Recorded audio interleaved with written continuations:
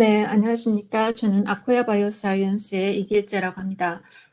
오늘 바쁘신 중에도 웨비나에 많이 참석해 주신 여러분께 감사를 드리며 그 시간이 헛되지 않도록 좋은 정보 전달 드릴 수 있도록 최선을 다하겠습니다. 우선 제가 근무하고 있는 아코야 바이오사이언스는 멀티스펙트럴 형광 이미징을 이용을 하여 조직 내에서 공간 분석을 도와주는 테크놀로지를 전달하는 회사입니다. 그런데 제가 저희 기술 웨비나를 하다 보면 가장 먼저 듣는 질문이 과연 그렇게 멀티플렉스 이미징 다중형광이 필요한가라는 가장 근본적인 질문을 많이 받습니다. 그래서 오늘 저는 최근에 많이 유행하고 있는 이미징 기술과 그 중에 하나인 멀티플렉스 이미징에 대한 기술, 그리고 다양한 기술 방법, 그리고 저희 회사의 멀티플렉스 플로러센스 이미징 테크놀로지인 코덱스에 대한 기술 소개와 그다음 활용을 소개해 드리도록 하겠습니다. 먼저 최근에 가장 유행하고 있는 이미징 테크놀로지에는 라이브셀, 3D, 그다음에 홀로토모그래피, 다중형광 등이 있는데요. 먼저 라이브셀 이미징 같은 경우에는 살아있는 세포를 장기간 동안 관찰함으로써 세포의 활성을 오랫동안 꾸준히 관찰할 수 있다는 점에서 각광을 받고 있습니다. 물론 단순히 이미징뿐만 아니라 정량이 동반하고 있고요. 이 라이브셀 이미징을 이용을 하여서 진행되는 활용 중에 하나는 튜머셀과 T셀을 같이 코컬처를 해서 이 T셀이 캔서셀을 죽일 수 있는지 없는지에 대한 약효능 검사 등을 진행을 하고 있습니다.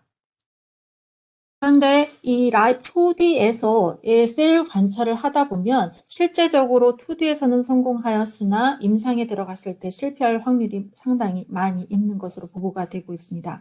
그래서 이런 약효능 검사 등을 하기 위해서 사람의 조직과 유사한 모델을 만들어냈는데 그게 3D 마이크로티슈 혹은 오가노이드 모델이 되겠습니다. 그래서 최근에는 이 3D를 이미징을 하고 이들을 정량할 수 있는 이미징과 분석 기술들이 많이 발전을 하고 있는데요. 이것을 이용하여서 오른쪽에 보시는 거와 마찬가지로 튜머 스페로이드를 만든 다음에 T셀과 그 다음에 마크로페이지를 코컬처하여 이미징을 하고 있습니다. 이때 이뮤셀이 튜머셀을 공격하고 있는 정도에 대한 것을 정량을 할 수 있게 되겠습니다. 그런데 이렇게 라이브 셀을 레이블링을 한다는 것 자체가 살아있는 세포에 대한 활성에 영향을 줄 수도 있습니다. 그래서 가장 좋은 방법은 레이블링을 하지 않는 것인데요. 레이블링을 하지 않으면서 3D로, 그다음에 싱글 서브셀러 오가넬 수준의 고해상도로 이미징을 할 수 있는 홀로 토모그래피라는 기술도 최근에 각광을 받고 있습니다. 이 홀로 토모그래피를 이용한 어플리케이션을 보시면 튜머셀과 그다음에 카티셀을 같이 코컬처를 하여서 이 카티셀이 튜머셀을 어택을 하여 공격하는 이 모습을 싱글셀 레졸루션으로 레이블링을 하지 않은 상태로 정량을 할 수가 있습니다. 이 기술은 국내 기업인 토모큐브에서 발표를 하고 있고요. 제가 굉장히 관심을 갖고 보고 있고 유망한 기술이라고 생각이 되어 발표를 하였습니다. 최근에 네이처 셀 바이올로지의 표지로도 장식을 했던 이 기술은 국내 기업 토모큐브에서 제공을 하고 있습니다. 그런데 지금까지 보여드린 어플리케이션을 보시면 캔서셀과 그다음에 이를 공격하는 이민셀 간의 인터랙션을 보고 있는데요. 이들은 모두 조직으로부터 다 분리해낸 인비트로 컬처 시스템에서 보실 수 있습니다. 그러나 캔서 이뮤놀로지를 보기 위해서는 조직 전체를 보고자 하는 마음이 있고요. 그래서 멀티플렉스 플로러센스 이미징, 다중형광 이미징이 현재 굉장히 각광을 받고 있습니다. 보시는 바와 같이 다중형광 이미징 기술은 조직에서 넓은 범위의 이미징을 할 수가 있고요. 고해상도로 수많은 마커들을 동시에 볼 수 있다는 점에서 굉장히 각광을 받고 뜨는 기술이 되겠습니다. 궁극적으로는 저는 이 다중형광 이미징 기술이 캔서 이뮤놀로지에 대한 솔루션으로 보고 있는데요. 지금까지 말씀드렸던 최근에 주목받고 있는 기술인 라이브셀 3D, 그다음에 레이블 프리 3D 이미징 기술이나 멀티플렉스 플로러센스 이미징 기술 모두 다 결국에는 종양 환경에서 면역 시스템에 대한 이해를 도울 수 있는 기술들이 되겠습니다. 그런데 이렇게 종양 면역 환경에서의 이해를 도울 수 있는 이 기술들이 실제로 임상에서 쓰이는지 확인해 보았습니다. 실제 임상에서 그럼 이러한 캔서 이뮤놀로지, 이뮤노세라피 등에 대해서 쓰이는 기술들이 어떤 것이 있는지를 살펴봤는데요. 지난 다년간의 그 임상 논문을 통해서 확인해 본 결과로는 확인한 리뷰 페이퍼입니다. 여기서 PD-1과 PD-L1에 대한 항체 치료제를 처리하고 거기에 대한 임상 아웃풋을 프레딕션을 한 결과인데요. 여기에서 주요 쓰이는 네 가지 기술은 보시면 이뮤노히스토케미스트리 이미징 기술과 튜머 뮤테이셔널 버든이나 진 익스프레션 프로파일링과 같은 지놈 리서치, 그다음에 멀티플렉스 이뮤노히스토케미스트리가 있습니다. 앞서 소개해드렸던 라이브 셀 이미징, 3D 이미지, 홀로토모그래피 모두 좋은 기술이지만 실제 임상에서 쓸 수 있는 임상에서 활용되고 있는 기술은 굉장히 오래된 기술인 이뮤노히스토케미스트리와 멀티플렉스 이뮤노히스토케미스트리 두 가지의 이미징 기술이 있겠습니다. 특히 주목할 점은 여러 가지 이 네 가지 기술 중에서 가장 좋은 프레딕션 레이스를 보여주는 것은 멀티플렉스 이뮤노히스토케미스트리 자중형광 이미징이며 이 기술은 진 익스프레션 프로파일이나 튜머 마이크로버든만 보았을 때보다도 같이 접목하여 분석할 때 훨씬 더 좋은 결과를 보여주고 있습니다. 왜 그런지 저희가 한번 짐작을 해볼 수가 있겠는데요. 병리에서 사용을 하고 있는 그 조직에 대한 이미징 기술은 H&E가 대부분입니다. 보시는 바와 같이 튜머 조직을 H&E 염색을 하여서 보게 되는데요. 전체적인 모폴로지와 그 다음에 튜머 인필트레이션 림포사이트와 같은 것들은 분석을 하실 수가 있습니다. 하지만 여기서 염색되는 것은 헤마토시린에 대한 염색을 보고서 카운팅을 하기 때문에 에러 확률이 높고요. 그래서 사용하는 것이 특정 마커에 대해서 이뮤노히스토케미스트리, 안티바디를 이용한 염색을 하게 되는데 여기에는 다양한 종류의 면역세포를 동시에 퀀티파이 하기가 어렵습니다.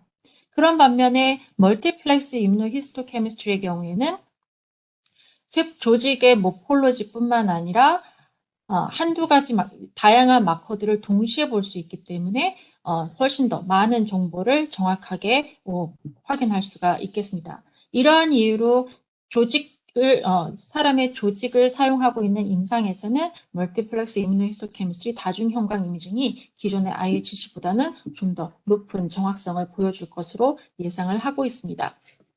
그렇다면 멀티플렉스 이뮤노플로러센스 다중형광 이미징 기술에는 어떤 것이 있는지 살펴보겠습니다. 기존의 형광 이미징 기법은 두 가지로 다이렉트 형광 이미징 아니면 인다이렉트 형광 이미징을 보고 있습니다. 다이렉트의 경우에는 항원에 1차 항체를 붙이는데 이 1차 항체가 형광 다이를 가지고 있습니다. 그래서 직접 붙이거나 아니면 1차 항체에다가 형광 다이를 붙이고 있는 2차 항체를 붙여서 이미징을 하게 되는데요. 이 경우에는 non-specific 바인딩이 상당히 높기 때문에 전체적으로 인다이렉트 방법이 많이 사용되고 있습니다.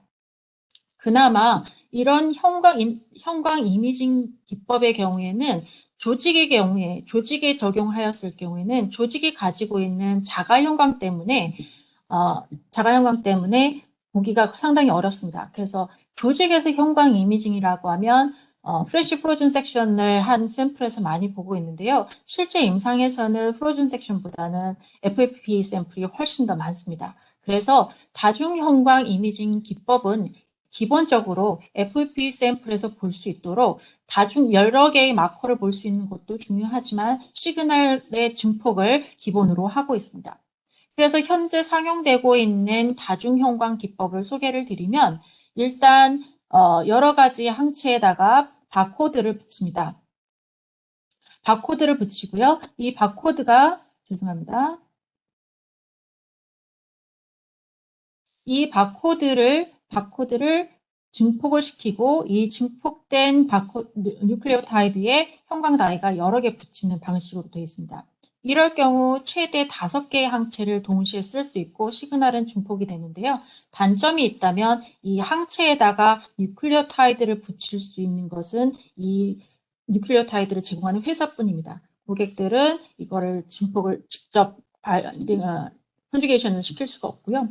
또 다른 방법으로 고객이 컨주게이션 시킬 수 있는 방법이 있는데요. 여러 가지 항체에다가 헵틴을 붙이게 됩니다. 이 헵틴을 컨주게이션을 시키고 이 헵틴에 스페시픽한 세컨더리 안티바디가 여러 가지 형광 다이를 붙여서 붙일 수 있게 되겠습니다. 마찬가지로 시그널은 증폭이 되는데요. 이때 이 기술을 사용하여서 사용할 수 있는 마커는 총 4개까지입니다. 단점이라고 하면 인다이렉트 기존의 방법으로도 3가지 마커까지는 하는데 굳이 1개 더 붙이기 위해서 이런 복잡한 과정을 거치지는 않는다는 것이 단점이겠는데요. 또 한 가지 저희 아코야 바이오사이언스에서 제공하고 있는 멀티플렉스 다중형광 기법을 소개해드리면 O8이라고 하는 방법을 보실 수가 있겠습니다. O8의 경우에는 보시는 바와 같이 1차 항체의 스페시스에 상관없이 한꺼번에 8개까지 마커를 보실 수가 있는데요. 먼저 1차 항체에 2차 항체를 붙이고요. 2차 항체에 붙어 있는 HRP가 컨주게이션 된 2차 항체를 붙이고 이 HRP의 액티베이션에 의해서 시그널이 증폭된 시그널들이 이 항원 주변에 붙습니다. 그 다음에 열 처리를 통해서 여기에 바인딩 되어 있는 항체들을 모두 떨어뜨리고 나면 1차 이전 사이클에서 사용했던 1차 항체의 정보 없이 2차 사이클에서도 계속 같은 종류의 스페시스를 붙여서 시그널을 증폭하여 이미징을 할 수 있게 되겠습니다.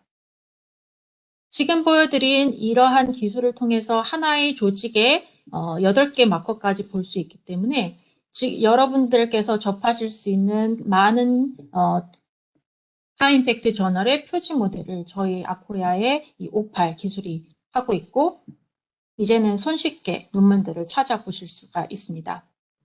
그러면 저희 지금까지 말씀드렸던 3가지 기술을 포함을 하면 O8의 경우에 8개의 항체를 동시에 볼 수 있기 때문에 이게 과연 저희가 튜머 마이크로 엔바이러먼트에 있는 다양한 종류의 세포를 관찰하기에 충분한 만큼의 다중형광인가를 생각하면 그렇지만은 않다는 것입니다. 튜머 마이크로 엔바이러먼트를 보시면 여러 가지 다양한 종류의 세포가 존재를 하고요.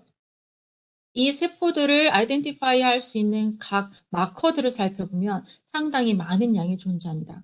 그리고 우리가 주목할 것은 튜머 마이크로 엔바이러먼트에서 활동하고 있는 면역 세포들의 활성을 저해하는 체크포인트 마커와 아니면 활성을 액티베이션 된 상태를 확인할 수 있는 액티브 스테이트 마커를 동시에 볼 필요성을 느끼겠는데요. 이렇게 치면 튜머 마이크로 엔바이러먼트라고 하는 굉장히 복잡한 환경에서 우리가 봐야 될 마커는 대략 50여 종이 되겠습니다. 그러면 이 50여 종의 마커를 보기 위해서 우리가 기존에 사용하였던 형광 이미징 최대 3개까지 사용할 수 있는 마커로는 불가능하고요. O8의 경우에도 많이 사용되고는 있으나 복잡한 이 튜머 마이크로 엔바이러먼트를 좀 더 면밀히 관찰하기에는 부족한 수가 되겠습니다. 따라서 우리는 훨씬 더 많은 수의 다중형광 이미징, 훨씬 더 많은 수의 항원을 디텍션할 수 있는 다중형광 기술이 필요하고 그 중에 하나가 저희 아코야 바이오사이언스의 코덱스가 되겠습니다. 그렇다면 이제 코덱스는 어떻게 40여 가지의 항체를 동시에 볼 수 있는지 그 기작에 대해서 설명을 드리도록 하겠습니다. 저희 아코야 바이오사이언스에서 사용하고 있는 이 코덱스는 뉴클레오타이드 바코드를 사용하고 있습니다. ATGC 4개의 뉴클레오타이드만을 가지고도 전체 휴먼 유전자를 구성할 수 있듯이 이 뉴클레오타이드 바코드의 시퀀스를 잘 조정을 하면 저희는 굉장히 많은 다양성을 줄 수가 있습니다. 그래서 이 특이적인 뉴클레오타이드 바코드를 각각의 항체에 컨주게이션을 시키게 됩니다. 그 다음에 이 뉴클레오타이드 바코드와 베이스 페어링을 할 수 있는 또 다른 뉴클레오타이드를 형광 다이에 붙입니다. 그렇게 되면 바코드와 리포터가 베이스 페어링을 함으로써 안티바디를 디텍션할 수 있는 형광이 가까이 되게 되어 있고요. 그래서 이 형광 다이가 각각의 안티바디들이 바인딩할 수 있는 각각의 마커를 검출하게 됩니다. 여기서 드는 의문은 바코드는 40여 개의 여러 가지 40여 개의 마커들을 검출할 수 있다고 하지만 레이블링은 3개만 한다면 어떻게 40개의 마커를 볼 수 있느냐는 것인데요. 여기는 이제 워킹 플로우를 보시면 아실 수가 있겠습니다. 먼저 조직에다가 커버 슬립 위에 조직을 올리고 조직에 40여 개의 항체를 동시에 붙입니다. 이때 바코드가 컨주게이션 되어 있는 항체를 픽세이션 과정을 거치면서 조직에 단단히 붙이고 저희는 앞으로 이 바코드만 볼 수 있게 되겠습니다. 이 작업을 통해서 붙여진 항체가 붙어있는 이 조직 슬라이드를 그 다음부터는 리포터를 붙이게 되겠습니다. 리포터를 붙이게 되면 이 리포터는 바코드에 바인딩을 하게 되겠고요. 이 바코드를 통해서 디텍션 되는 항체는 현미경을 통해서 이미징이 되겠습니다. 현미경으로 이미징을 하고 나면 다피를 포함하여 총 4가지 컬러로 조직에서의 이미징이 검출이 될 거고요. 그 다음에는 손쉽게 뉴클리오타이드 바인딩 되어 있는 리포터를 제거를 합니다. 그 다음에 이제 사이클링이 되겠는데요. 다음 사이클에서 다른 항체에 붙어 있는 바코드에 바인딩할 수 있는 리포터를 붙이고 이미징을 하고 리무빙을 하고 이 과정을 40개의 마커를 디텍션을 하는 동안에 반복하다 보면 저희는 각 사이클마다의 이미지가 축적이 되겠습니다. 그래서 보시면 세포 다피를 기준으로 해서 세포는 고정되어 있고 각 사이클별로 마커들이 발현되는 것을 보실 수가 있습니다. 그런데 지금 보시는 것처럼 각 사이클이 반복이 되더라도 세포의 위치는 고정되어 있어서 각 세포마다 40여 개의 마커에 대한 인포메이션을 동시에 가질 수 있게 되겠는데요. 예상하셨듯이 이렇게 세포의 위치 변화 없이 자동으로 염색을 각 사이클마다 이미징을 할 수 있는 것은 수동 방법으로는 불가능합니다. 그래서 코덱스 테크놀로지를 염색을 할 수 있는 자동 염색 시스템인 코덱스와 염색과 동시에 이미징을 할 수 있는 키에스 마이크로스코프 이미징 시스템이 함께 있어야만 가능한 기술이 되겠습니다. 그래서 조직에다가 항체를 동시에 붙여서 고정하는 스텝은 이렇게 밖에서 매뉴얼로 이루어집니다. 그 다음에 리포터를 붙이고 이미징을 하고 리포터를 제거하는 이 과정은 현미경 안에 직접 넣어서 자동으로 조절이 되겠습니다. 보시는 이 튜브를 통해서 스테이지는 이 안에 존재를 하고 여기 연결되어 있는 튜브를 통해서 버퍼, 서큘레이션이 자동으로 이루어지게 되겠습니다. 이 안에는 커버 슬립을 올리고 게스켓을 놓아서 이 니드를 통해서 버퍼가 전달이 되겠는데요. 현미경 안에서 이루어지는 자동 염색 과정을 보시는 것 같이 버퍼를 자동으로 채우고 인큐베이션 시키고 와싱을 하는 과정을 반복함으로써 이미징이 완성이 되겠습니다. 그런데 지금 말씀드린 대로 보면 전체 홀 슬라이드 티슈이고요. 그 다음에 40여 개의 마커입니다. 그리고 지스택으로 이미징을 하다 보면 여기서 생겨나는 이미지의 양은 어마어마하게 많습니다. 이것은 매뉴얼로 할 수가 없고요. 코덱스 시스템은 이 각각의 이미지를 전부 스티칭하고 그 다음에 드리프트 컴pen세이션을 시키고 백그라운드를 제거를 해서 이미지를 전부 다 모은 다음에 티슈 셀 세그멘테이션까지 이루어지는 모든 과정이 자동으로 이루어지는 소프트웨어가 포함되어 있습니다.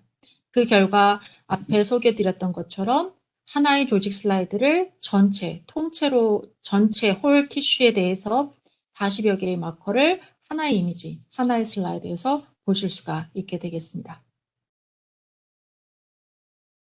이것은 그 중에 하나의 예인데요. 사람의 톤실 조직에 41개의 마커를 붙여서 이미징을 한 결과입니다. 얘는 소프트웨어를 통해서 줌인을 해서 싱글셀 레벨에서 보실 만큼 고해상도의 이미지를 보여주고 있는데요. 41개의 마커를 사용하였지만 실제로 지금은 저희가 6개 컬러를 보고 있습니다. 그렇다면 어떻게 41개의 컬러를 볼 수 있는지 보여드리면 소프트웨어 안에는 코덱스 스테이닝을 통해서 염색되어 있는 마커 인포메이션이 전부 전달되어 있습니다. 그리고 각 마커별로 7개 컬러 중에 하나를 선택할 수 있도록 되어 있어서 마커와 컬러를 선택만 하시면 계속해서 보실 수가 있겠습니다. 또한 전체 조직 티슈에서 마커를 보는 기존의 방법인 IHC 이미지로도 컨버트가 가능하기 때문에 기존의 병리 선생님들이 보시기에도 손쉽게 사용하실 수 있는 소프트웨어가 되겠습니다. 하지만 코덱스 다중형광 이미징 장비의 가장 큰 특징이자 가장 큰 베네핏은 전체 홀 티슈에서 싱글셀 레벨로 분석이 가능하다는 것입니다. 그래서 조직 안에 있는 모든 세포들을 다 아이덴티파이해서 그 세포 각각이 40여 개의 마커에 대한 인텐시티 인포메이션을 전달을 할 수 있고요. 또 중요한 것은 이 코덱스 어널리시스를 통해서 각 세포의 스페이셜 인포메이션이 동시에 포함된다는 점입니다. 지금부터는 코덱스가 보여주고 있는 다중형광을 이용하여서 싱글셀 레벨에서 분석이 어떠한 효과를 가지고 있는지, 무엇을 볼 수 있는지를 보여드리겠는데요. 싱글셀 레벨에서 여러 가지 마커의 인텐시티를 갖고 있다, 정보를 전달한다는 점에서 여러분들이 손쉽게 생각해낼 수 있는 게 팩스일 겁니다. 팩스의 경우에는 오른쪽에 보시는 것과 같은 스캐터 플롯을 보여줄 수가 있는데요. 코덱스도 마찬가지로 싱글셀 레벨에서 분석을 했기 때문에 각 마커의 인텐시티를 가지고 이렇게 스캐터 플롯을 만드실 수가 있겠습니다. 물론 여기에서 서버 파퓰레이션을 만들어서 새로운 그룹을 만들어낼 수도 있고요. 팩스와의 가장 큰 차이점은 이렇게 보여주고 있는 스캐터 플롯 안에서의 인텐시티 정보뿐만 아니라 이들이 이미지 안에서 어느 위치에 포함되어 있는지를 볼 수가 있습니다. 가끔은 인텐시티 인포메이션을 가지고 로컬라이제이션을 확인하였을 때 펄스 파지티브를 볼 수가 있겠지만 코덱스의 경우에는 인텐시티 인포메이션과 이미지가 동시에 있기 때문에 이 펄스 파지티브에 대한 에러 확률을 상당히 줄일 수가 있겠습니다. 그리고 저희가 팩스를 예로 들어서 설명을 드리면 다양한 하나의 세포에서 다양한 마커의 인텐시티 인포메이션을 가지고 우리가 하는 것은 파퓰레이션을 정하는 거죠. 더블 파지티브, 트리플 파지티브 등을 이용하여서 스페시픽한 셀 피노타입에 대한 파퓰레이션들을 구해내는 건데요. 코덱스에도 마찬가지로 그런 기능이 있습니다. 다중형광을 이용을 해서 특정한 파퓰레이션을 만들어낼 수 있는데 생각해 보시면 여기서 40여 개의 마커를 가지고 저희가 상상을 할 수 있는 수준의 피노타입은 수동으로는 불가능하다고 봅니다. 그래서 코덱스는 자동으로 이런 셀 피노타입을 제시를 해주고 분석을 하게 되는데요. 분석하고자 하는 마커들을 선택을 합니다. 그런 다음에 인텐시티 인포메이션에 대한 스레스홀드를 정해주고요. 그래서 굉장히 작은 차이더라도 그룹핑을 해내고 싶으신지 아니면 러프하게 할지 파라미터를 제공을 해주시면 소프트웨어는 보신 바와 같이 자동으로 마커들을 분석을 합니다. 현재는 36개 마커를 가지고 분석을 하고 있는데 그렇게 많은 시간이 걸리지는 않습니다. 이렇게 해서 제시한 파퓰레이션은 총 24개의 파퓰레이션이 되시겠고요. 오른쪽에 보시는 것처럼 각 파퓰레이션에서 강하게 발현하는 마커들에 대한 인포메이션들이 동시에 전달이 되고 있습니다. 그리고 이 파퓰레이션들은 당연히 이미지 안에서 확인하실 수가 있겠는데요. 코덱스의 또 하나의 특징이라고 하면 비슷한 성격을 가진 파퓰레이션끼리 그룹핑으로 컬러를 배열을 하게 됩니다. 왼쪽에서 보시는 경우에는 튜머 파퓰레이션은 블루로 그 외의 조직에 대해서는 다양한 컬러로 보여주고 있어서 유사한 조직들이 어디에 있는지를 확인하실 수가 있겠습니다. 예를 들어서 CD34를 발현하고 있는 베스큘라 스트럭처의 경우에는 오렌지와 옐로로 표현하고 있어서 베스큘라 리전을 눈으로 확인하실 수가 있고요. 블루 리전의 경우에는 콜라겐과 이카데린을 포함한 튜머 조직들이 구성되어 있습니다. 다양한 싱글셀 레벨에서 세포를 분석해서 다양한 파퓰레이션을 찾아내는 것은 팩스의 목적도 있고요. 지놈 프로파일링 혹은 트랜스크립톰 어널리시스를 통해서도 많이 하고 있는 싱글셀 시퀀싱을 통한 트랜스크립톰 어널리시스를 통해서도 많이 하고 있는 방법입니다. 이렇게 싱글셀 레벨에서의 다양한 마커를 이용을 하여서 분석해서 보여주는 손쉬운 비주얼라이제이션 방법으로 T-SNE가 있는데요. 보시는 것과 같이 싱글셀 분석을 하다 보면 여러 종류의 파퓰레이션들을 구할 수 있습니다. 코덱스도 마찬가지입니다. 코덱스도 앞서 말씀드린 것과 같이 각 마커의 발현 정도에 따라서 여러 종류의 파퓰레이션을 구할 수 있고 이들에 대한 T-SNE 맵을 그려줄 수가 있겠습니다. 매우 쉬운데요. 스캐터 플롯 방법에 보시면 코덱스는 자동적으로 T-SNE에 대한 분석을 이미 마친 상태이고요. 플롯에서 T-SNE X와 T-SNE Y 포지션을 정하고 여기서 보이는 하나하나의 세포들은 그 싱글셀을 의미를 합니다. 왼쪽에 보여지는 T-SNE에 대한 이그젠플처럼 보기 위해서 파퓰레이션별로 컬러를 보실 수도 있겠고요. 아니시면 이 파퓰레이션별로의 마커의 발현을 눈으로 확인하실 수가 있겠습니다. 그래서 지금 보시는 것처럼 루미널 리전을 확인할 수도 있고 아니면 T셀에 대한 파퓰레이션 아니시면 베스큘라 리전에 대한 파퓰레이션도 보실 수가 있으실 거고요. 아니시면 KI67을 이용을 하여서 말리그넌트 튜머셀도 확인하실 수가 있겠습니다. 그런데 트랜스크립톰 어널리시스나 팩스와의 차이점이라고 한다면 코덱스가 보여주고 있는 T-SNE 어널리시스는 스페이셜 인포메이션, 공간적인 정보도 포함하고 있습니다. 예를 들어서 이 그룹과 이 그룹이 가까이 표현되고 있는데요. 이거는 이미지상에서도 서로 근접하다는 공간적인 해석이 포함되어 있는 T-SNE 맵이라고 보시면 되겠습니다.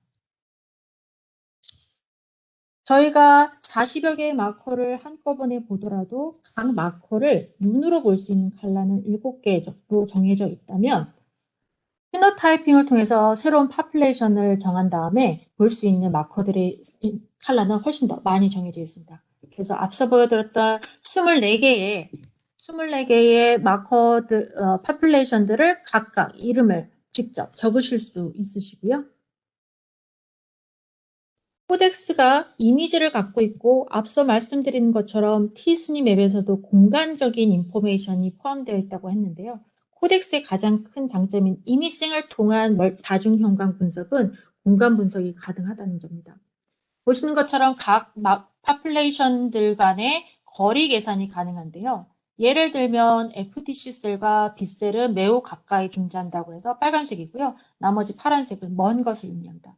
그래서 예를 들어서 FTC 셀과 B셀을 비교해서 보시면 페일 그린의 FTC 셀이 빨간색의 B셀과 모든 면에서 상당히 근접해 있는 것을 보실 수가 있습니다. 반면에 베스큘라 엔도셀리아 셀 같은 경우에는 DC셀과 혹은 BC셀과 굉장히 멀리 떨어져 있는데요. 베스큘라 엔도셀리아 셀 오렌지색의 이 I 세포는 지금 보시면 B셀, 빨간색의 B셀과 전혀 근접해 있지 않습니다. 이런 식으로 각 파퓰레이션의 공간적인 인터랙션을 볼 수 있는 정보를 코덱스는 제공을 하게 되는데요. 말씀드렸던 것처럼 상당히 많은 양의 마커를 가지고 저희가 알아낼 수 있는 다양한 파퓰레이션들은 저희가 수동적으로 이렇게 거리 계산을 하기는 매우 불가능합니다. 따라서 코덱스는 이러한 공간 분석도 마찬가지로 자동으로 해주게 되는데요. 스페이셜 어널리시스라고 클릭만 하게 되면 자동으로 세포 간의 근접한 거리와 먼 거리에 대한 제한을 해주면 세포마다의 스페이셜 인포메이션이 있기 때문에 얘네들의 포지션 인포메이션을 이용하여 어떤 파퓰레이션들이 근접해 있는지를 확인할 수가 있겠습니다. 예를 들자면 공격성이 튜머셀을 공격하고 있는 T셀의 파퓰레이션이 튜머 리전에 가까이 있는지 아니면 멀리 있는지에 대한 인포메이션을 보실 수가 있겠는데요. 이렇게 여러 가지 마커를 보시더라도 한꺼번에 종합적으로 볼 수 있는 맵으로 서커스 맵이 있습니다. 그래서 왼쪽에 보시는 것과 같이 각 파퓰레이션을 구성하고 있는 마커들을 보실 수가 있겠고요. 이 마커를 발현하고 있는 세포들은 몇 개나 되는지, 그리고 각 파퓰레이션 간에 인터랙션을 하는 셀들은 몇 개가 있는지를 보실 수가 있습니다. 굉장히 리본이 두껍고 컬러가 붉은색으로 갈수록 가깝게 있다는 것인데요. 이런 식의 직관적인 스페이셜 맵을 통해서 여러분들은 조직 하나 안에서 있는 세포 파퓰레이션 간의 인터랙션을 눈으로 보실 수가 있겠습니다. 그래서 다중형광 이미징, 조직에서 다양한 마커를 볼 수 있는 이 코덱스의 기술에 대해서 종합을 해드리면, 코덱스는 튜머 마이크로 엠벌먼트와 같은 작은 조직 내에서 40여 개의 마커를 한꺼번에 레이블링하여서 볼 수 있다는 장점이 있습니다. 그리고 코덱스의 분석 기술은 싱글셀 수준에서 분석이 됨으로써 기존의 싱글셀 시퀀싱 데이터와 코릴레이션이 가능하게 되겠고요. 조직 안에서 이미지를 가지고 싱글셀 레벨에서 통한 분석을 통해서 공간 분석이 충분히 가능합니다. 그래서 셀-투-셀 인터랙션 아니면 파퓰레이션과 파퓰레이션 간의 인터랙션 인포메이션을 전달할 수 있다는 것이 코덱스의 장점이 되겠습니다. 그렇다면 제가 앞서 언급드린 기술 중에 다중형광 이미징 기술이 있었고요. 그 다음에 팩스와 같은 멀티마커를 이용한 기술 아니면 싱글셀 시퀀싱 방법을 알려드렸는데요. 팩스와 싱글셀 시퀀싱과 달리 멀티플렉스임에도 불구하고 코덱스가 가지고 있는 멀티플렉스의 가장 큰 차이점은 이미징을 이용한 공간 분석이 가능하다는 점입니다. 그것이 기존의 임상에서 사용되고 있는 임상에서 각광받고 있는 멀티플렉스의 장점이 되겠는데요. 이유는 이미지를 통해서 단위 면적당 특정 세포의 파퓰레이션, 덴서티를 볼 수가 있겠고요. 아니면 세포 간 인터랙션을 볼 수가 있습니다. 이러한 기존의 공간 정보를 배제한 다중형광 기법만으로는 불가능하였던 해석이 실제 임상에서는 중요한 파라미터로 사용이 되고 있습니다. 그 중에 하나의 예를 보여드리면 오럴 사커머스 캔서 셀의 경우에 여러 가지 마커를 사용해서 어떤 바이오 마커가 환자의 서바이벌 레이트를 프레딕션 하는데 중요한지를 관찰을 했는데요. 결국에 보면 단위 면적당 PD-L1 포지티브 셀의 덴서티를 보거나 아니면 CD3 파퓰레이션을 보거나 아니면 FOXP3 포지티브 레이쇼를 보던 기존의 IHC 데이터에 비해서 CD8 포지티브 셀 30마이크로미터 반경 내에 있는 네거티브 레귤레이트인 FOXP3와 PD-L1 포지티브 셀을 카운팅한 그 레이쇼를 정량을 하였을 때 훨씬 더 정확한 서바이벌 레이트 프레딕션을 할 수가 있었습니다. 즉 이미징을 통해서 세포 간의 공간 분석이 중요한 훨씬 더 정확한 정보를 전달할 수 있다는 연구 결과이고요. 최근에 임상 연구 논문을 보시면 이러한 공간 분석에 대한 논문들을 쉽게 찾아보실 수가 있겠습니다. 이것이 다중형광이라고 하는 특성뿐만 아니라 이것을 다중형광을 이미징화하였을 때 얻으실 수 있는 장점이 되겠습니다. 지금 보여드리는 논문이 코덱스를 이용을 하여서 어떠한 데이터를 얻을 수 있고 어떠한 임상적인 결론을 얻을 수 있는지에 대한 대표적인 예시가 되겠는데요. 대장암 환자에서 치료율이 회복 가능성이 높은 환자, 회복 가능성이 없는 환자들의 샘플을 채취하여 튜머 마이크로 어레이를 만든 다음에 코덱스로 레이블링을 했습니다. 여기에서는 총 56가지의 바이오 마커를 사용을 하여서 관찰을 하였고요. 기존의 다중형광 기법이라든가 기존의 방법과 마찬가지로 특정 마커의 포지티브 셀에 대한 카운팅을 해보았습니다. 혹은 더블 파지티브, 트리플 파지티브 칼큘레이션을 해봤는데요. 실제적으로 그 위험군과 저위험군과 고위험군 사이에 큰 차이는 보지 못했습니다. 그래서 코덱스가 갖고 있는 클러스터링 기법, 클러스팅 기법을 이용하여서 특정 세포군 파퓰레이션들을 확인을 해봤는데요. 지금 보시면 이 그룹이 차이가 나는 것은 볼 수 있었습니다. 하지만 정확한 어느 정도 클리어한 답은 볼 수 없었고요. 그래서 다음에 보는 것이 이 파퓰레이션 간 안에서 특정 파티클셀의 파퓰레이션을 확인을 해봤습니다. 그래서 이렇게 넓은 싱글셀 단위 바이오마커 수준에서 싱글셀 피노타이핑과 아니면 그룹 네이버링을 통한 분석 등을 통해서 결국 알아낸 것은 위험성이 서바이벌 레이시 작은 환자들의 경우에는 그래뉼로사이트 엔리치드 파퓰레이션이 튜머셀 파퓰레이션과 굉장히 가까이 있는 반면에 회복 가능성이 높은 환자의 경우에는 폴리클 파퓰레이션과 T셀 파퓰레이션이 가까이 있다는 점을 확인할 수가 있었습니다. 따라서 다양한 마커의 개수가 중요한 것이 아니라 다양한 마커를 이용하여서 우리가 찾아낼 수 있는 특이적인 파퓰레이션이 더 많이 존재를 하고 이 파퓰레이션의 공간적인 분석을 통해서 우리는 훨씬 더 명확한 임상 결과를 도출해낼 수 있다는 점이 특징이 되겠습니다. 제가 지속적으로 튜머 마이크로 엔바이러먼트, 캔서 이뮤놀로지와 같이 암 연구에만 포커싱을 했는데요. 코덱스가 활용될 수 있는 부분은 다른 곳에도 많이 있습니다. 대표적인 게 지금 모든 사람들이 관심을 가지고 있는 코비드-19 리서치 케이스인데요. 코비드-19 환자의 경우에 이 환자의 회복에 관련되어 있는 아니면 병원성에 관련되어 있는 마커들을 찾아내기 위해서 하는 대표적인 작업은 여전히 팩스이겠습니다. 그래서 팩스를 통해서 환자 샘플의 블러드 샘플을 채취를 해서 이 안에 있는 다양한 마커들을 확인을 하였는데요. 이 방법을 하기 위해서는 여러 차례의 팩스 어널시스가 필요합니다. 반면에 코덱스의 경우에는 환자의 블러드 샘플을 채취하여서 그 전에 팩스에서 보였던 바이오 마커들을 동시에 이미징을 하는 겁니다. 이렇게 했을 경우에 적은 양의 샘플로도 한꺼번에 바이오마커들의 익스프레션을 확인할 수 있고요. 이미지를 가지고 있기 때문에 펄스 파지티브 혹은 펄스 네거티브에 대한 확률이 상당히 줄어들게 되겠습니다.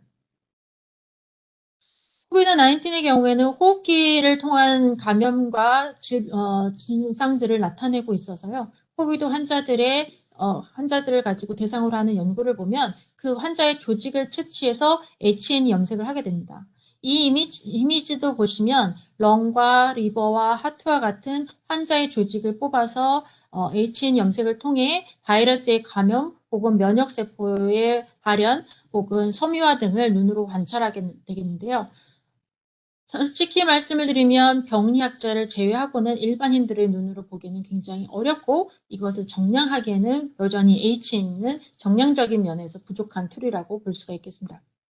반면에 코덱스의 경우에는 지금 HN을 하듯이 환자의 여러 부분에서 조직을 채취하여서 바이러스와 관련되어 있을 거라고 생각되는 마커들을 동시에 염색을 하게 됩니다.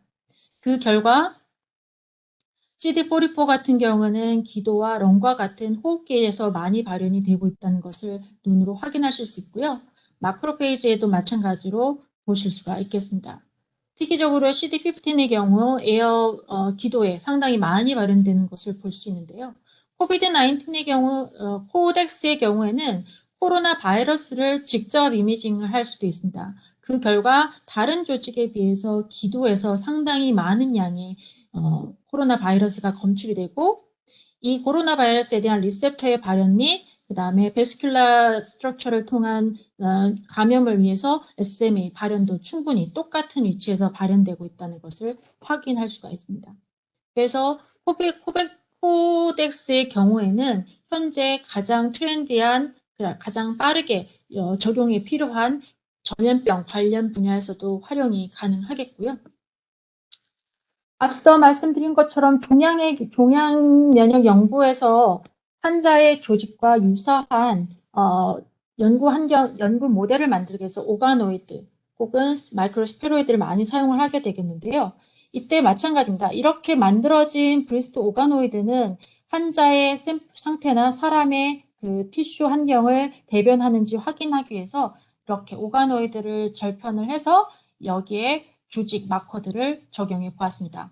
이때 사용된 마커는 브리스트 조직에서 사용되는 일반적인 마커들이고요. 보시는 바와 같이 커다란 오가노이드 내에서 컬처를 하는 동안에 정상적으로 브리스트의 조직이 갖고 있는 구조들이 생성된다는 것을 보실 수가 있겠습니다. 그래서 오가노이드 샘플의 경우에도 코덱스를 통해서 이 오가노이드 자체가 약물 반응을 했을 때 환자, 사람의 조직을 대변할 수 있는지 없는지에 대한 잘 만들어진 모델인지에 대한 검증이 가능하겠고요. 반면에 일부 조직에서는 충분히 발현되지 않기 때문에 우리가 약물 효과에 대한 반응에 프레딕션을 할 때 감안하시면 될 것 같습니다. 또 하나는 많이 요즘에 관심을 가지고 있는 재생의료 혹은 치매 연구에 관련되어서 IP 스템셀을 관찰하는 데 있어서 코덱스가 사용된 예를 보여드리면 커버 슬립 위에다가 직접 IP 스템셀을 컬처를 합니다. 그 다음에 스템셀 혹은 분화에 관련되어 있는 바이오마커를 동시에 붙여서 이미징을 하였는데요. 뉴로널 디퍼런시에이션과 글리아 디퍼런시에이션을 볼 수 있는 마커 혹은 네거티브 마커로서 네거티브 마커도 보여서 확인을 할 수가 있겠는데요.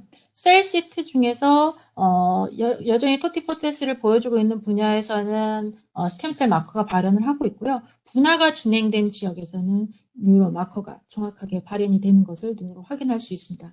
글리아도 마찬가지고요. 이렇게 해서 이 IP 저희가 사용하고 있는 코덱스가 굳이 휴먼 조직뿐만 아니라 블러드 샘플과 같은 리퀴드 샘플 혹은 IP 스템셀과 같은 셀시트에서도 활용이 가능하다는 점을 보여드리고 있습니다.